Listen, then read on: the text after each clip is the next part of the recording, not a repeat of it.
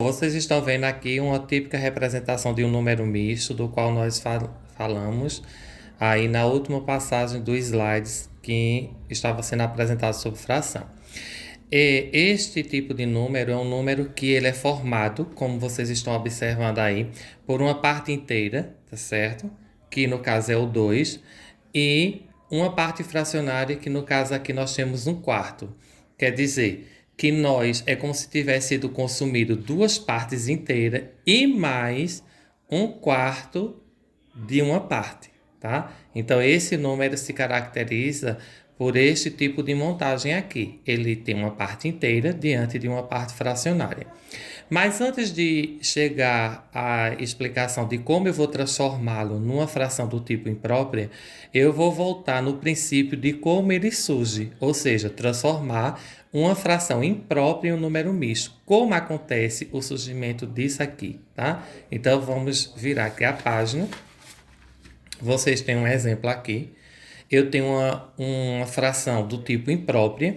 Vocês têm aqui 13 sextos, né?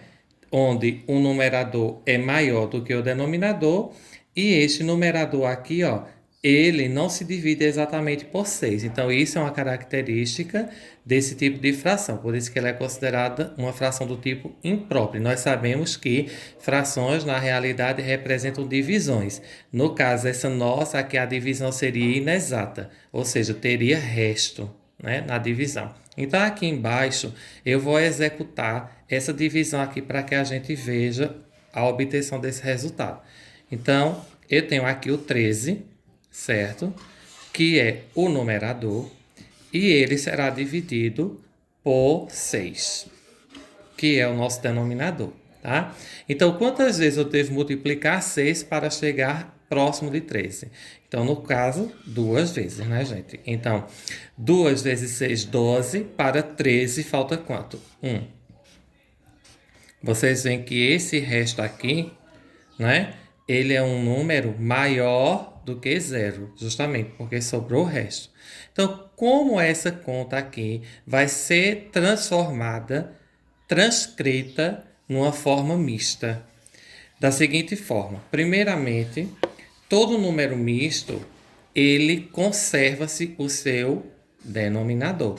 Isso aqui a gente não pode trocar, tá? Então, 6, né? Na sua conservação, certo?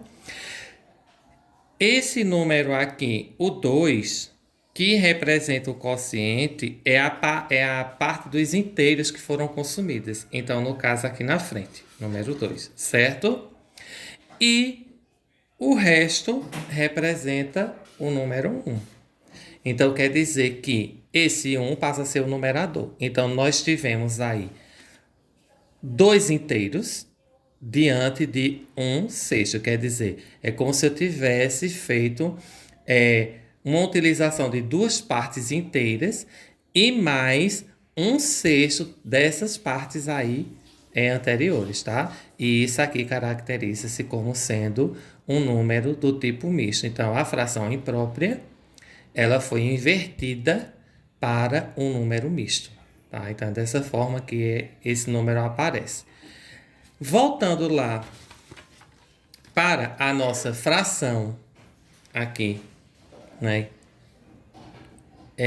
de número mistos, aqui, ó. Como é que eu vou transformar esse número misto numa fração imprópria? Fazendo o contrário, né, gente?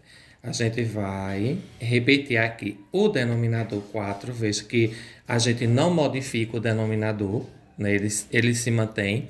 E aí eu vou multiplicar o denominador com a parte inteira, e o resultado desta multiplicação será somado com o numerador, tá certo? No sentido anti-horário, né? Tá certo? Aliás, no sentido horário, né, gente? Aí, veja, nós temos aqui 4 vezes 2, 8. 8 com mais 1, 9.